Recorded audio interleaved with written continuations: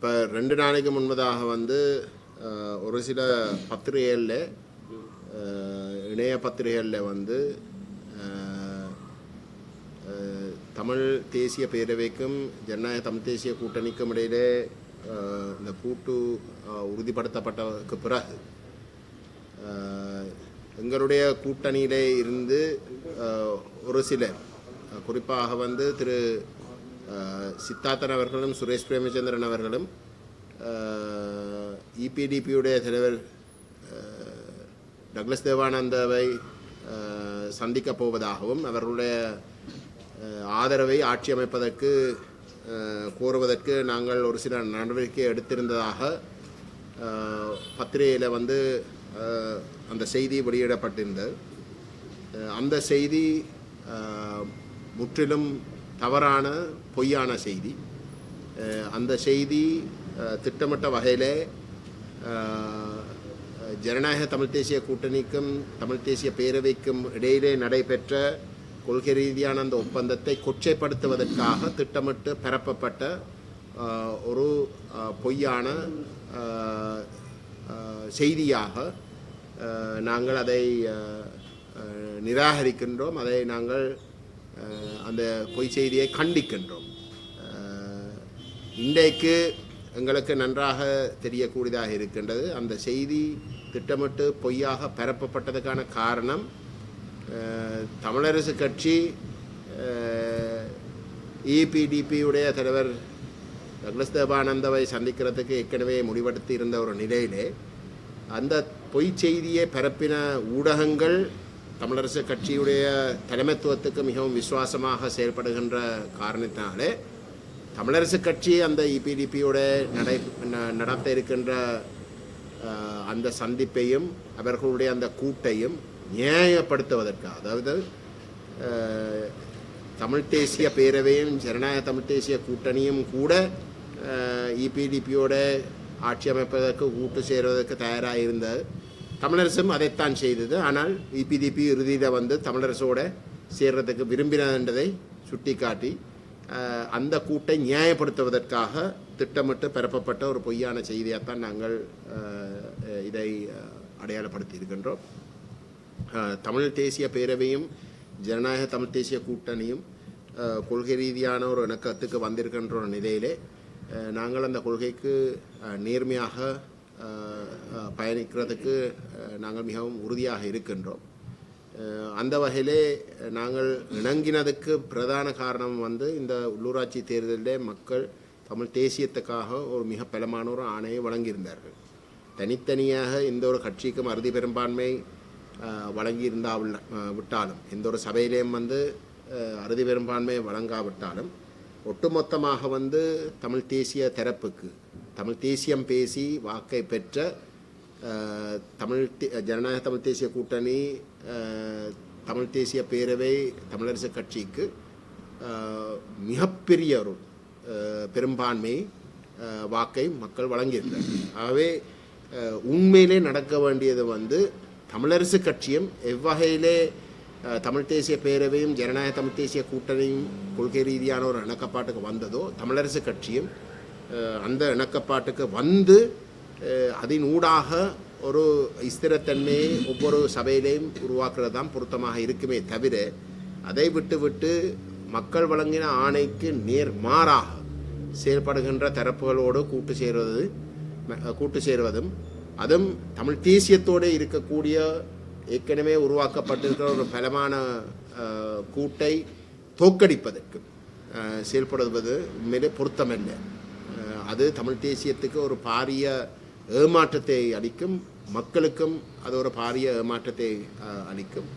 எம்மை பொறுத்தவரையிலே நாங்கள் இந்த கூட்டை கைச்சாத்திட்ட பொழுது நாங்கள் பகிரங்கமாக வந்து தமிழரசு கட்சிக்கு ஒரு கோரிக்கை விட்டிருந்தோம். எங்களுடைய கதவுகள் துறந்துத்தான் இருக்கின்றது. ஜனநாயக தமிழ் தேசிய கூட்டணியும் தமிழ் தேசிய பேரவையும் ஒன்றிணைஞ்சிருக்கிறபடியால் இது தமிழரசு கட்சியை ஓரம் கட்டுகின்ற நோக்கத்தோடு செய்யப்பட்ட ஒரு கூட்டல்ல, மாறாக இந்த கூட்டினுடைய ஒப்பந்தத்தை படித்து அதில் எவரும் பிழை கண்டுபிடிக்க முடியாத வகையில் தான் அந்த ஒப்பந்தம் கைச்சாத்திடப்பட்டிருக்கின்ற அந்த ஒப்பந்தத்துடைய அம்சங்கள் அமைந்துள்ளது. ஆகவே தமிழரசு கட்சி அதை ஏற்றுக்கொள்வதற்கு எந்த விதமான தயக்கமும் இருக்க முடியாது. உண்மையிலே தமிழ் தேசியத்துக்கு நேர்மையாக நேசித்து நடக்கிறதாக இருந்தால் அந்த ஒப்பந்தத்தில் இருக்கிற எந்த ஒரு கொள்கைக்கும் அதை நிராகரிக்க முடியாத ஒரு நிலைமை தான் இருக்கின்றது. ஆகவே தமிழரசு கட்சி இன்றைக்கும் நாங்கள் கேட்கிறோம், தமிழரசு கட்சி வந்து ஜனநாயக தமிழ் தேசிய கூட்டணிக்கும் தமிழ் தேசிய பேரவைக்கும் இடையிலே கைச்சாத்திடப்பட்ட அந்த ஒப்பந்தத்தை ஏற்று தமிழரசு கட்சியும் இந்த கூட்டு முயற்சிக்கு வர வேண்டும். வருவதினூடாக தமிழரசு கட்சிக்கு தேவைப்படுகின்ற சபைகளினுடைய பதவிகளை வந்து நாங்கள் உறுதிப்படுத்த, அதுதான் நோக்கம் என்றால் இன்றைக்கு கொள்கைக்கு நேர்மாறாக தமிழ் தேசியத்துக்கு நேர்மாறாக தமிழ் தேசியத்தை அளிக்கிறதுக்கு செயல்பட்ட தரப்புகளோட கூட்டு சேர்ந்த பதவிகளை பெறுவது தான் நோக்கமாக இருந்தால் தமிழ் தேசியத்தை ஏற்றுக்கொள்ளுகின்ற எங்களுடைய தரப்போடு சேர்ந்து உங்களுக்கு தேவைப்படுகின்ற அந்த பதவியில் நாங்கள் ஒத்துழைக்கிறதுக்கு தயாராக இருக்கிறோம். எவரும் வந்து எவருடைய பதவியை வந்து பறிக்கிறதுக்கு இங்கே செயல்பட போவது இல்லை. ஆனால் அதை விட்டு உண்மையிலே வந்து தேசியத்துக்கு மாறான தரப்புகள் மக்கள் தமிழரசு கட்சிக்கு வாக்களித்து ஒவ்வொரு வாக்கும் வந்து பேரினவாத தரப்புகளுக்கும் பேரினவாத தரப்புகளுக்கு துணை போகின்ற கட்சிகளுக்கும் வந்து நிராகரிக்கணும் என்ற அடிப்படையில் தான் தமிழரசு கட்சிக்கும் வாக்கள் வந்தது. ஆகவே அவ்வகையான வாக்கை பெற்று போட்டோம் அதே பேரினவாத கட்சிகளுக்கு வந்து முழுமையாக துணை போகின்ற ஒரு தரப்புக்கு போய் ஆதரவை கேட்டு ஆட்சி அமைக்கிறதுக்கு ஆதரவு கேட்கிறன்றது முற்றிலும் ஒரு தவறான செயல் என்ற விடயத்தை நாங்கள் சுட்டி காட்டி நாங்கள் தமிழரசு கட்சிக்குள்ளே இருக்கக்கூடிய இந்த நியாயத்தை ஏற்றுக்கொள்ளுகின்ற அனைத்து உறுப்பினர்களுக்கும் நாங்கள் வேண்டுகோள் விடுக்கின்றோம். இந்த தலைமைத்துவத்துக்கு தயவு செய்து சரியான விஷயத்தை நீங்கள் வலியுறுத்துங்கள், பேசாமல் இருக்காதீர்கள். சில வேளையில் வந்து வேறு காரணங்களுக்காக வந்து அவர்கள் தவறான முடிவுக்கு அவர்கள் போகிறதை நீங்கள் சுட்டி காட்டி அதை தடுக்க வேணும் என்று நாங்கள் தாழ்மையுடன் கேட்டுக்கொள்ள விரும்புகின்றோம். ஏனென்றால் இது ஒரு தமிழ் தேசியத்துக்கு ஒரு பாரிய பின்னடைவை ஏற்படுத்தக்கூடிய ஒரு விஷயம். மக்கள் மட்டத்தில் புரத்தி வெறுப்பு கணிசமாக வந்து தமிழ் தேசிய அரங்கிலே இயங்கின கட்சிகள் தொடர்பாக இருந்தது. பாராளுமன்றத்தில் வந்து அந்த வெறுப்பு கணிசமான சேதத்தையும் ஏற்படுத்தினது.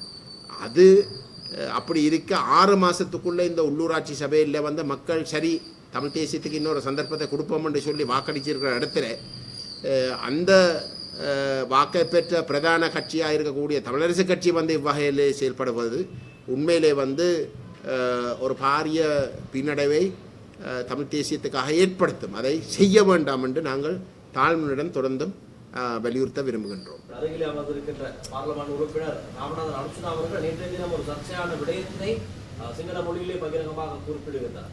இப்போ அதனால கொழும்புல பல இடங்களில் அரசாங்கத்துக்கு எதிராக ஆர்ப்பாட்டங்களும் இடம்பெற்றுக் கொண்டிருக்கிறது. இந்த கருத்தை பற்றி உங்களோட என்ன மாதிரி உண்மைத்தன்மை இருக்கா? 326 கண்டனர்கள்ல விடுதலை புலிகள் இயக்கத்தின் தலைவருடைய ஆயுதங்கள் இந்த அரசாங்கம் கொழும்பு கொண்டு வந்திருப்பதாக சொன்னாங்க. அந்த கருத்து பற்றின உங்களோட கருத்து? அதை பற்றி எனக்கு எந்த விதமான தகவலும் தெரியாது. ஆகவே நான் அதை பற்றி சொல்ல முடியாது. வந்து அர்ச்சுனா அவர்கள் அப்படி சொல்லியிருக்கிறாருண்டா நீங்கள் அவருக்கு தான் மேலதிகமான தகவலை வந்து கேட்கணும். ஆனால் அது ஒரு பாரதூரமான குற்றச்சாட்டு. அந்த குற்றச்சாட்டு சரி என்றால் இந்த அரசாங்கம் வந்து இதுக்கு முதல் செயல்பட்ட அரசாங்கங்கள் போலேயே ஊழல் மோசடிகளில் மிக மோசமாக செயல்படுறான்னு தான் அர்த்தம். அப்போ இந்த அரசாங்கம் வந்து தாங்கள் மிஸ்டர் கிளீன் என்று காட்ட விரும்புகிற ஒரு இடத்துல வகையான குற்றச்சாட்டுகளும் பகிரங்கமாக பாராளுமன்றத்தில் வந்து முன் வச்சிருக்கிற ஒரு நிலையில் அது பொய் என்றதை நிரூபிக்கிறத வந்து கட்டாய தேவையில அரசாங்கம் இருக்குது, அதை செய்யட்டும்.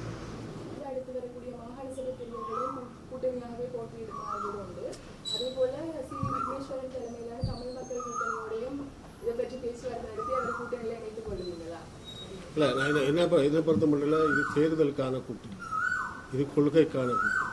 தேர்தல் வரைய கூட நாங்கள் என்ன செய்யலாம்ன்றதை பேசி முடிவெடுப்போம். ஆக இந்த கூட்டன்றது மக்களுடைய எங்களுடைய தமிழ் பேசும் மக்களுடைய எதிர்காலத்தை அந்த தியாகங்களை மதித்து நாங்கள் ஒரு கொள்கையோடு உடன்பட்டிருக்கிறோம். தேர்தல் வருகிற போது அதை நாங்கள் பரிசீலிக்க தயாராக இருக்கிறோம். ஆகவே எங்களுடைய ஒற்றுமை என்பது தேர்தலுக்கான கூட்டம் அல்ல. மற்றது நீங்கள் ஒன்றை விளங்கிக் கொள்ளணும் வந்து இந்த முயற்சி வந்து தேர்தலுக்கு முன்னம் கடந்த 6 மாதத்துக்கு முன்னமே வந்து நாங்கள் தொடங்கினோம். அப்படிங்க சொல்கிறேன். அப்போ அது ஒரு பாராளுமன்ற தேர்தல் முடிஞ்ச கையோட வந்து தொடங்கின ஒரு விஷயம். ஏனென்றால் அந்த அவசியத்தையும் அவசரத்தையும் வந்து விளங்கி கொண்டபடியாக தான் நாங்கள் தொடங்கினோம். அதில் உண்மையிலே வந்து ஜனநாயக தமிழ் தேசிய கூட்டணிக்கும் தமிழ் தேசிய மக்கள் முன்னணிக்கும் இடையில் வந்து நடந்த பேச்சுவார்த்தை பேரவையாக வந்து நாங்கள் இணங்கினோம். இந்த உள்ளூராட்சி தேர்தலுக்கு தமிழ் தேசிய பேரவை உருவாக்கப்பட்டது. ஆனால் முன்னணிக்கும் டிடிஎனுக்கும் இடையில் வந்து பேச்சுவார்த்தை நடந்தது. அதே நேரம் வந்து தமிழரசு கட்சியோட வந்து நாங்கள் பேச்சுவார்த்தை நடந்தது. நாங்கள் 3 தரப்பாக வந்து ஒன்றா பேசுகிறதுக்கும் வந்து தியதியும் நியமிக்கப்பட்டிருந்தது. அப்படிப்பட்ட ஒரு நிலையிலே தமிழரசு கட்சியிலே ஒரு சில மாற்றங்கள் தலைமைத்துவத்தில் வந்து ஒரு சில மாற்றங்கள் நடைபெற்று அந்த புதிய தலைமைத்துவத்துக்கு வந்த தரப்புகளுடைய முடிவால் வந்து அந்த பேச்சுவார்த்தைகள் வந்து ஒருதலைபட்சமாக வந்து தமிழரசு கட்சியால் வந்து முறிக்கப்பட்டு.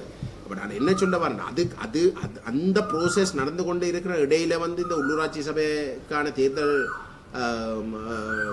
என்ன சொல்ல வந்து அதில் நாங்கள் இறுகினமே தவிர இந்த முயற்சி ஒன்று சேர்றதுக்குரிய ஒரு முயற்சி வந்து இதுக்கு முதலே வந்து ஆரம்பிக்கப்பட்டது. அதுலேயும் வந்து தமிழரசு கட்சி தான் அதுலேருந்து ஒருதலைபட்சமாக வந்து வெளியேறும். ஆகவே இன்றைக்கு தேர்தல் ஒன்று வந்திருக்கு. தேர்தலில் முடிவுகளையும் வந்து இவருக்கும் வந்து அறுதி பெரும்பான்மை மக்கள் வழங்க இல்லை. ஆனால் 6 மாதத்துக்கு முன்னர் நடைபெற்ற பாராளுமன்ற தேர்தலுக்கும் கூட பலமான ஒரு ஆணையை வந்து தமிழ் தேசிய அரங்கிலே செயல்படுகின்ற கட்சிகளுக்கு கிடைச்சிருக்கு. அவ்வளோ சொல்கிறேன். அப்போ அப்படியான ஒரு நிலையில் வந்து மக்களோட உணர்வுகளை விளங்கி கொண்டு வந்து நாங்கள் நடந்து கொள்வோம். அதை செய்யாமல் வந்து நாங்கள் வந்து அந்த மக்கள் நிராகரித்த தரப்புகளோட போய் கூட்டு சேர்ந்து வந்து தமிழ் தேசிய அரசியலில் வந்து இருக்கக்கூடிய ஒரு தரப்பை வந்து தோக்கடிக்கிறதுக்காக வந்து செயல்படுவது என்றால் அது பொருத்தம் இல்லை. அதாவது உணர்வு நாங்கள் இந்த கூட்டுண்ட பிரதானமான நோக்கம் வந்து தெளிவாக சொல்கிறோம். பாராளுமன்றத்தில் வந்து 19 தமிழ் பாராளுமன்ற உறுப்பினர்கள் இருக்கிற இடத்துல வந்து எங்களுக்கு அறுதி பெரும்பான்மை வந்து 10 ஆசனங்களை உறுதிப்படுத்தும். அந்த 10 ஆசனங்கள் உறுதிப்படுத்துகிறா தமிழரசு கட்சி, ஜனநாயக தமிழ் தேசிய கூட்டணி, தமிழ் தேசிய பேரவை இல்லாட்டி தமிழ் தேசிய மக்கள் முன்னணி வந்து ஒரு புரிந்துணர்வுக்கு வந்தே ஆகும். அதுதான் மிக மிக முக்கியமானது. அதுதான் எங்களுடைய தெளிவான இலக்காக இருக்கின்றது. ஏனென்றால் அந்த 3 தரப்பும் ஒன்று சேர்ந்தால் மட்டும்தான் இந்த அரசியலமைப்பு ஏக்கிய ராஜ்ய அரசியலமைப்பு இல்லாட்டி ஒரு ஒற்றையாட்சி அரசியலமைப்பு கொண்டு வந்து தமிழ் மக்கள் மீது திணிக்க போகின்ற நேரத்தில் வந்து நாங்கள் கூட்டாக வந்து அதை எதிர்க்கலாம். தனித்தனியாக நின்றால் வந்து நாங்கள் அதில் தோல்வி அடைவோம். அதுதான் எங்களுடைய இலக்கு. அதைத்தான் நாங்கள் அடைய விரும்புகிறோம். அதில் சம்பந்தப்படாத தரப்புகளோட இன்றைக்கு நாங்கள் கட்டாயம் பேசணும்ன்ற ஒரு தேவை இல்லை. அதுக்காக வந்து நாங்கள் பேச மாட்டோம் என்று சொல்ல மாட்டோம். ஆனால் வேறு எவரையும் வந்து நாங்கள் இப்போதைக்கு வந்து கட்டாயம் இந்த விஷயத்தை கையாடுறதுக்கு வந்து பேச வேண்டும் என்ற ஒரு தேவையில்லை. நாங்கள் முக்கியமாக வந்து பாராளுமன்றத்தில் வந்து அந்த ஒற்றையாட்சி கொண்டு வந்து திணிக்கிற வேலையை முறியடிக்கிறது. தமிழ் மக்களுடைய ஆணை இல்லாமல் தான் அது எங்களுக்கு வந்து திணிக்கப்பட்டிருக்கின்றவரை உறுதிப்படுத்துவதற்கு தான் இந்த முயற்சி அத்தியாவசியமாக இருக்கு.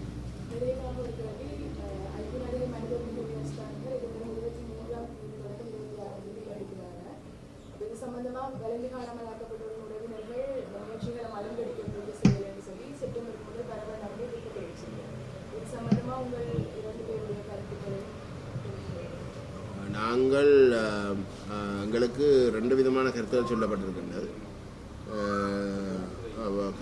வெளிந்து காணாமல் ஆக்கப்பட்டவருடைய சங்கங்கள் மட்டுமில்லை, பல கிட்டத்தட்ட 100க்கு மேல் அதிகமான வந்து சிவில் சமூகங்கள் தெற்கை சார்ந்தவர்களும் கூட இந்த நேரத்தில் வந்து அந்த உயர்ஸ்தானிகர் வாரதை தவிர்ப்பது தான் கூட நல்லம். என்னென்னால் அரசாங்கம் வந்து நல்ல முகத்தை ஏதோ ஒரு வகையில் வந்து காட்டி ஏமாற்றி இந்த உயர்ஸ்தானிகளுடைய அறிக்கை வரப்போகிற செப்டம்பர் மாதம் புதுசாக கொண்டு வர இருக்கின்ற ஒரு தீர்மானத்துக்கு தாக்கம் செலுத்தும். ஆகவே அந்த தாக்கத்தை கணிசமாக குறைக்கிறது தான் அரசாங்கத்துடைய விருப்பமாக இருக்கும். அவை பாரிய வாக்குறுதிகள் எல்லாம் இந்த நேரம் கொடுத்து உயர்ஸ்தானிகருடைய அந்த வரக்கூடிய ஒரு நல்ல ஒரு அறிக்கையை வந்து அதனுடைய அதனுடைய தரத்தை வந்து குறைக்கிறதுக்காக இவங்க கட்டாயம் செயற்படுவீங்க தான் பரவலாக வந்து எல்லாருடைய பாதிக்கப்பட்ட தரப்புகளை வந்து பிரதிநிதித்துவப்படுத்துகின்ற அமைப்புகள் அனைத்துடைய கருத்தாக இருக்குது. உயர்ஸ்தானிகர் ஐநாவுடைய உயர்ஸ்தானிகர் இலங்கையில் இருக்கக்கூடிய உயர்ஸ்தானிகர் என்னோட இடத்து பேசின இடத்துலையும் வந்து அவருடைய கருத்து வந்து மனித உரிமை ஆணையாளருடைய அறிக்கை எந்த விதத்திலையும் வந்து அரசாங்கத்துடைய கருத்துக்களால் இல்லாட்டி அவருடைய இங்கே விஜயம் செய்வதனூடாக வந்து அது பெரிய அளவில் வந்து தாக்கம் செலுத்தாது என்ற கருத்தை தான் அவர் சொல்கிறார். ஆகவே இந்த விடயங்களை நாங்கள் நேரடியாக வந்து சம்பந்தப்பட்ட அந்த சிவில் சமூக தரப்புகளோடு நாங்கள் இதுவரைக்கும் பேசவில்லை. நாங்கள் அதை பற்றி பேச இருக்கிறோம். பேசினதுக்கு பிறகு தான் நாங்கள் ஒரு முடிவை எங்களுடைய அமைப்பு ரீதியாக வந்து நாங்கள் அறிவிக்கிறோம். நாங்கள் கூட்டாகவும் இருக்கிற இடத்துல வந்து நாங்கள் மற்ற அமைப்புகளுடைய கருத்துக்களையும் வந்து உள்வாங்கித்தான் நாங்கள் ஒரு புது முடிவாக வந்து அதை நாங்கள் எடுப்போம். சரி, புதைக்குழி வந்து உங்களுக்கு தெரியும் 96ஆம் ஆண்டிலே கண்டறியப்பட்டது. கிருஷாந்தி குமாரசுவாமியினுடைய கொலை வழக்கிலே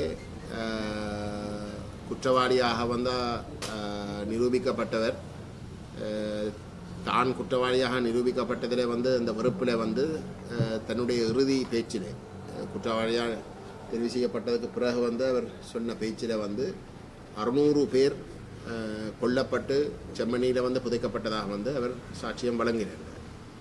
அதன் அடிப்படையில் தான் நாங்கள் விசாரணை நடைபெற்று வந்து ஒரு குறிப்பிட்ட அளவு உடல்கள் மட்டும்தான் மீட்கப்பட்டன. ஆனால் சடலங்கள் கண்டறியப்பட்டன. ஆனால் அந்த செம்மணி என்ற அந்த புதைக்குழி மனித புதைக்குழிகள் வந்து இருக்குன்றதை சொல்லப்பட்ட ஒரு நிலையிலே அண்டையான அரசாங்கம் சந்திரிகா அரசாங்கம் வந்து இரவிரவாக அந்த இடங்களை எல்லாம் தடை செய்து அந்த இடங்களுக்குள்ளே வந்து பெரிய பெரிய வெக்கோ போன்ற வாகனங்களை பயன்படுத்தி வந்து அதில் எக்ஸ்கவேஷன் செய்கிறாங்க எல்லாருக்கும் தெரிஞ்ச ஒரு உண்மை. ஆனால் அந்த சடலங்கள் எங்கே கொண்டு போய் அவை ஒழிச்சேன்றதுதான் தெளிவில்லாமல் இருக்குது. அப்படியான ஒரு பின்னணியில் தான் இப்போ ஒரு கிட்டத்தட்ட ஒரு 4 மாதத்துக்கு முன்பதாக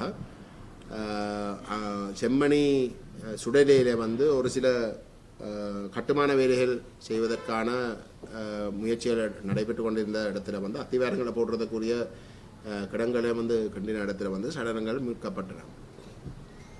எலும்புக்கூடு துண்டுகள் கண்டறியப்பட்டன.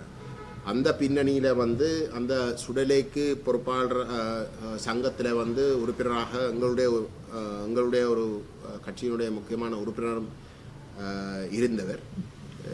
அந்த இடத்துல வந்து அது கண்டறியப்பட்டு அதில் போலீஸுக்கு வந்து போய் ஒரு முறைப்பாடு செய்ததுக்கு பிறகும் எந்த விதமான நடவடிக்கையும் போலீஸ் எடுக்காமல் இருந்த ஒரு நிலையில் எங்களுடைய உறுப்பினர்கள் தலையிட்டு இந்த பிரச்சனையை வந்து கிளப்பியிருந்தார்.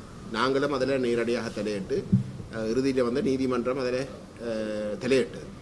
ஆனால் இன்றைக்கு நீதிமன்றம் தலையிட்டும் எங்களுக்கு சட்டத்தரணிகள் விசேஷமாக வந்து சிஹெச்ஆர்டி சட்டத்தரணி சங்கம் ஊடாகத்தான் அந்த பாதிக்கப்பட்ட மக்களுக்கும் அந்த புதைக்குடியை சரியாக விசாரிக்கிறதுக்கும் தமிழ் பாதிக்கப்பட்ட தரப்புகள் சார்பாக வந்து அந்த சட்டத்தரணிகள் ஆஜராகி இருக்கிறார்கள்.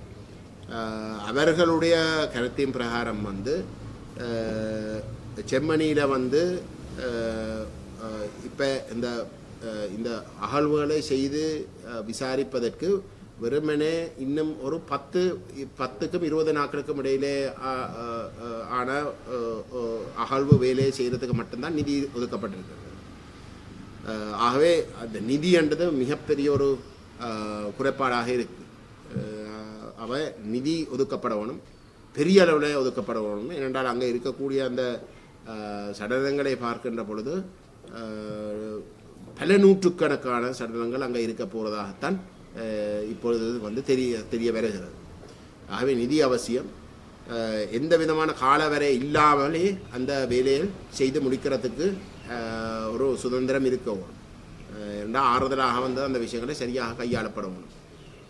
அதுவும் முதலாவது நிதி என்றது முதலாவது. ரெண்டாவது வந்து அங்கே ஏற்கனவே வந்து கிட்டத்தட்ட 6 சடலங்கள் கண்டுபிடிக்கப்பட்டிருக்கிற இடத்துல சர்வதேச நியமனங்களின் பிரகாரம் வந்து 3 சடலங்களுக்கு மேலே கண்டுபிடிச்சாலே வந்து அது ஒரு மாஸ் கிரேவாக பிரகடனப்படுத்தலாம். மாஸ் கிரேவாக பிரகடனப்படுத்த சொல்லி நாங்கள் அரசாங்கத்திடம் வந்து கேட்டிருந்தோம். நேற்று பாராளுமன்றத்தில் வந்து நேற்றோ முந்தினால் பாராளுமன்றத்திலே வந்து நான் அந்த விஷயத்தை வந்து நான் கேட்டிருந்தேன் நீதி அமைச்சரிடம். கட்டாயம் அதை செய்யணும் என்றால் ஒரு மாஸ் கிரேவாக பிரகடனப்படுத்துகிற நேரத்தில் வந்து சர்வதேச நிறுவனங்கள் விசேஷமாக ஐநா கணிசமான நிதியும் அதுக்குரிய நிபுணத்துவம் பெற்ற உதவிகளை வழங்குறதுக்கு தயாராக இருப்பினோம். அது மட்டும் இல்லாமல் வந்து அவர்களுடைய நேர்பார்வையில் கண்காணிப்பில் என்னென்றால் மாஸ் கிரேவ் நடந்திருக்கின்றா ஒரு மனித புதைக்குடி ஒன்று கண்டுபிடிக்கப்பட்டிருக்கின்றா ஒரு பெரிய ஒரு குற்றமாகத்தான் பார்க்கப்படும். ஒரு பாரிய ஒரு குற்றம் ஒன்று நடைபெற்று இருக்கிறதாகத்தான் கருதப்படும்.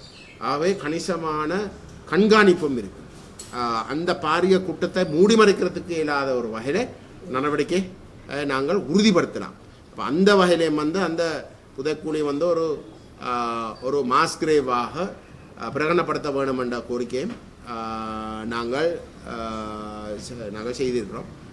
மூன்றாவதாக வந்து என்ன நிதி, மூன்றாவது வந்து பாதுகாப்பு. இன்றைக்கு வந்து அகழ்வு வேலைகள் நடக்கும். அந்த வேலை முடிய வந்து அதை அப்படியே அதை விட்டு போகிற ஒரு நிலைமை தான் இருக்குது. அங்கே ஒரு பாதுகாப்பு, அந்த நிலைமையை பாதுகாத்து அந்த சாட்சியங்களை வந்து பாதுகாப்பாக வச்சிருப்பதற்கு அதை உறுதிப்படுத்துறதுக்கு எந்த விதமான நடவடிக்கையும் இல்லை. ஆகவே அதையும் அரசாங்கம் கட்டாயம் உறுதிப்படுத்தணும். அரசாங்கத்தை நம்பலாது. ஆனால் அந்த பாதுகாப்புன்ற விஷயத்தில் வந்து சர்வதேச மட்டத்தில் இருக்கக்கூடிய கண்காணிப்பில் வந்து கொண்டு வருவதன் ஊடாக அந்த பாதுகாப்பை வந்து நாங்கள் உறுதிப்படுத்தலாம்ன்றது தான் எங்களுடைய கோரிக்கையாகவும் இருக்கின்றது. வெறுமனே ஸ்ரீலங்கா அரசு தான் இந்த குற்றங்களை செய்தது குற்றச்சாட்டு இருக்கின்றது. ஸ்ரீலங்கா அரசிடம் வந்து நாங்கள் கைவிடையில கண்ணை மூடிக்கொண்டு வந்து அப்படி என்றால் எல்லாம் மூடிமறைக்கப்படும். அது இல்லாமல் வந்து அந்த பாதுகாப்புன்னு நாங்கள் சொல்கிற வந்து சுதந்திரமாக வந்து இயங்குகிற அமைப்புகளுடைய கண்காணிப்பில் வந்து இது பாதுகாக்கப்பட வேண்டும் என்றதான் எங்களுடைய கோரிக்கையாக இருக்குது. மற்றது என்னென்னா செம்மணி புதைக்குழி மட்டுமில்லை, பல இடங்களில் மனித புதைகுழிகள் கண்டுபிடிக்கப்பட்டது. முல்லைத்தீவில் கண்டுபிடிக்கப்பட்டது, மன்னாரில் முதல் கண்டுபிடிக்கப்பட்டது. அதெல்லாம் கிடப்பில் போட்டு மூடி மறைக்கிற செயற்பாடுகள்லாம் இருக்குது. ஆகவே எம்பி சொன்னது போல் இது ஒரு சர்வதேச கண்காணிப்போட இந்த அகழ்வுகள் நடைபெற வேணும். அப்படி வந்தால் தான் உண்மையை வெளிக்காண முடியும். ஏன்னா பல இடங்களில் இராணுவம் புதைக்கப்பட்ட இடங்களில் இராணுவம் பல காணிகளை பிடிச்சி அதை மறைச்சி வச்சிருக்கிற ஒரு சந்தேகம் எங்கள்கிட்ட இருக்குது. அவை இப்போ செம்மணி மட்டுமில்லை, பல இடங்களில் மனித புதைகுழிகள் கண்டுபிடிக்கப்பட்டிருக்கு.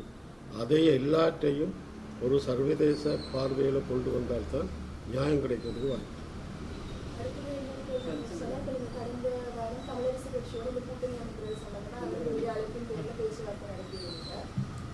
இணக்கப்பாடு எடுக்கப்படாத நிலையில் நீங்கள் வந்து கொள்கை ரீதியாக ஒரு இணக்கப்பாடு எடுத்துக்கொண்ட கூட்டணி அமைக்கலாம் என்று சொல்லியிருந்ததாக சொல்லியிருந்தீங்க. அது சம்பந்தமாக அவர்கள் ஏதாவது பதில் சொல்லியிருக்கோமா, இல்லாட்டி இந்த இணக்கப்பாடு சம்பந்தமாக அடுத்தப்பட்ட பேச்சுவார்த்தைகள் ஏதாவது தீர்மானமாக இருக்கா? நாங்கள் அதை பற்றி வந்து அவர்களிடம் கேட்ட இடத்துல வந்து அவர்கள் இப்போதைக்கு வந்து அதை அந்த ஒரு தேவையும் இல்லைன்னு தான் சொன்னேன். அப்போ நாங்கள் அவர்களிடம் வந்து அதை தொடர்ந்தும் கேட்டது என்றால் இப்போ அப்படி ஒரு இணக்கப்பாட வாரதில் வந்து உங்களுக்கு என்ன எதிர்ப்பு இருக்கு? நீங்கள் அப்போ அவை சொன்னவை வந்து இல்லை நாங்களும் சமஷ்டி தான், நாங்கள் கைவிட இல்லைன்னு. அப்போ நாங்கள் சொன்னது சரி, நீங்கள் சொல்கிற சமஷ்டியில் வந்து ஒரு சில வேறுபாடுகள் வந்து எங்கள்கிட்ட இருக்குது, வேறு விதமான அபிப்பிராயம் எங்களிடம் இருக்குது. அதே மாதிரி வந்து உங்களுடைய தலைவர்கிட்டே வந்து நீங்கள் சொல்கிற சமஷ்டி அந்த ஐக்கிய ராஜ்ய சமஷ்டி என்று சொல்கிறத வந்து உங்களுடைய தலைவரே வந்து அதை ஒற்றையாட்சின்னு சொல்கிறேன். அப்போ உங்களோட அமைப்புக்குள்ளே வந்து சமஷ்டி தொடர்பாக வந்து வேறு வேறு கருத்துகள் இருக்குது. இப்போ இது எல்லாத்தையும் விட்டு சர்ச்சைக்குரிய இப்போ சில உடனே நாங்கள் சொல்கிற தமிழ் தேசிய பேரவை தமிழ் மக்கள் பேரவையுடைய தீர்வு திட்டம் சம்பந்தமாக வந்து உங்களுக்கு வேறு விதமான அபிப்பிராயம் இருக்கலாம். அப்போ சரி, அதில் வந்து நாங்கள் மேசைக்கு கொண்டு வரதை வந்து நாங்கள் வேணுமெண்டா வந்து அது ஒரு வகையில் வந்து விட்டு நாங்கள் ஒரு புது நிலப்பாட்டுக்கு வந்து எல்லாருமா சேர்ந்து வாரத்துக்கு வந்து என்ன தடை, அதில் என்ன தவறு? அதில் ஒரு தவறும் இருக்க முடியாது.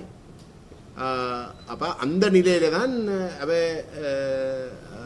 வெறுமனே ஆசனங்களை பற்றி வந்து உறுதிப்படுத்துவதற்கும் சபையில் வந்து கைப்பற்றுவதற்கும் அவர்களுடைய சிந்தனை வந்து தமிழ் தேசிய பேரவையும் தமிழரசு கட்சியும் ஒன்றிணைந்தால் அறுதி பெரும்பான்மை கிட்டத்தட்ட அனைத்து சபையிலும் வந்து இருக்குது. நிச்சயமாக வந்து யாழ்ப்பாணத்தில் இருக்குது. யாழ்ப்பாணத்தில் தான் கூட நெருக்கடிகள் கூட. மெட்ட சபையிலேயும் வந்து இப்போ இன்றைக்கு இருக்கிற சூழலில் வந்து ஜனநாயக தமிழ் தேசிய கூட்டணியும் நாங்களும் சேர்ந்திருக்கிற இடத்துல வந்து மெட்ட சபையிலும் வந்து மெட்ட மாவட்டங்களிலும் வந்து கணிசமான அறுதி பெரும்பான்மை பெறுவதற்கு வந்து ஓரிரு வாக்குகள் தான் கூடுதலாக மேலதிகமாக வந்து தேவைப்படும். அவ்வளோதான் சொல்கிறேன். அப்போ அப்படியான ஒரு நிலையில் வந்து நடைமுறை சாத்தியமான கோணத்தில் வந்து வெறுமனே வந்து இந்த அரசியல் பார்க்காமல் இருந்தாலும் வந்து நாங்கள் இணைகிறது வந்து அத்தியாவசியமான ஒரு விஷயமாக இருக்குது. அப்போ அந்த இணைவுக்கு ஒரு அர்த்தபூர்வமான ஒரு இணைவாக இருக்க வேணுமாக இருந்தாலும் நிரந்தரமாக இருக்க வேண்டிய ஒரு விடயமாக இருந்தால் வந்து கொள்கை ரீதியாக வந்தால் மட்டும்தான் அதுக்கு சாத்தியம். ஆகவே நாங்கள் தனித்தனியாக வந்து நாங்கள் இந்த கொள்கையை சொல்லி தான் நாங்கள் வாக்கையும் கேட்குறோம். தனித்தனியாக அந்த கொள்கையை கதைக்கிறதுக்கு மட்டும் உண்டாக நின்று அதே கொள்கையை வந்து கதைக்கிறதுல வந்து என்ன தவறு? அதைத்தான் நாங்கள் கேட்குறோம். அதை அவைக்கிட்ட தான் நீங்கள் கேட்கணும். நீங்கள் பிள்ளையா நாங்கள் கேள்வியை கேட்குறீங்க. தமிழ் தேசிய பேரவையும் ஜனநாயக தமிழ் தேசிய கூட்டணியும் புதுசாக அமைச்சிருக்கக்கூடிய கூட்டணி மூலமாக வடகிழக்கில் இருக்கிற ஆசனங்களை ஆட்சி அமைக்க முடியும், இருக்கிற சபைகளில் ஆட்சி அமைக்க முடியும். இப்போதைக்கு இருக்கிற நிலையில் வந்து நாங்கள் யாழ்ப்பாணத்தில் 17 சபையில் வந்து குறைஞ்ச 10 சபையில் வந்து நாங்கள் பெரும்பான்மையாக இருக்கிறோம். வன்னி மாவட்டத்திலையும் வந்து எந்த அறிவுக்கு செல்வமணி தான் கூட சொல்லலாம். ஆனால் எந்த அறிவுக்கு வந்து நேரடியாகவே வந்து எங்களுக்கு 4 சபையில் வந்து நாங்கள் கூடுதலாக வந்து ஆசனங்களை பெற்றிருக்கிறோம். மேலதிகமான இடங்களில் வந்து தமிழரசு கட்சி முன்னுக்கு நிற்கிற இடங்களில் வந்து நாங்கள் அவர்களுக்கு வந்து ஒத்துழைப்போம். ஆனால் அப்போ அவை சிலவழியில் வந்து நிற்கக்கூடும் வந்து இந்த நாங்கள் சொல்லுகின்ற இந்த சபையில் வந்து தாங்கள் முதலிடத்தில் இருந்திருந்தால் தனித்தனியாக பிரிஞ்சு இருக்கிற இடத்துல வந்து முதலிடத்தில் இருந்திருந்தால் அந்த வாய்ப்பு இல்லாமல் போகின்றார். அப்படியேண்டா வந்து நீங்கள் ஒன்று சேர்ந்தால் வந்து அந்த வாய்ப்பு கிடைக்கும் தானே. எவரும் வந்து உங்களுக்கு நீதி செய்ய போகிறது இல்லை அப்படிங்க சொல்கிறேன். அப்போ அதை செய்யாமல் ஒரு கொள்கை ரீதியான ஒரு இணக்கப்பாட்டை ஏற்படுத்தாமல் வந்து நீங்கள் போய் அந்த கொள்கைக்கு நேர் மாறானாக்களுக்கிட்ட நீங்கள் வாக்கு கேட்க வந்து அவங்கள கண்டித்து தான் நீங்கள் வாக்கு கேட்டு நான் அதே கண்டித்து அதே ஆக்கிட்ட போய் நீங்கள் தேர்தலுக்கு பிறகு போய் கூட்டு சேர வந்து இந்த வகையில் வந்து நியாயப்படுத்தலாம். அப்போ தமிழரசு கட்சி கொஞ்சம் நிதானமாக யோசிக்கணும். இப்படி நடந்ததால தான் தமிழ் தேசிய அரங்கிலே வாக்களிக்கிற மக்களுடைய வெறுப்பை நாங்கள் சந்திக்க வேண்டி வந்தது. அதை தயவு செய்து தொடர்ந்து செய்ய ஆகும்.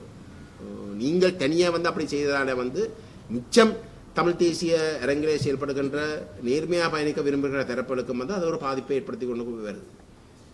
அப்போ தயவு செய்து அதை செய்யாங்க வந்து நீங்கள் உங்களுக்கு பதவி அவசியம் என்றால் சரி, பதவியை பற்றி வந்து நீங்கள் கொள்கையில் வந்து நீங்கள் இந்த கொள்கையை சொல்லி தானே வாக்கை பற்றி நீங்கள் வந்து அந்த கொள்கைக்கு நாங்கள் உங்களுக்கு தேவையான பதவியை வந்து நாங்கள் பரிசீலிக்கத்தை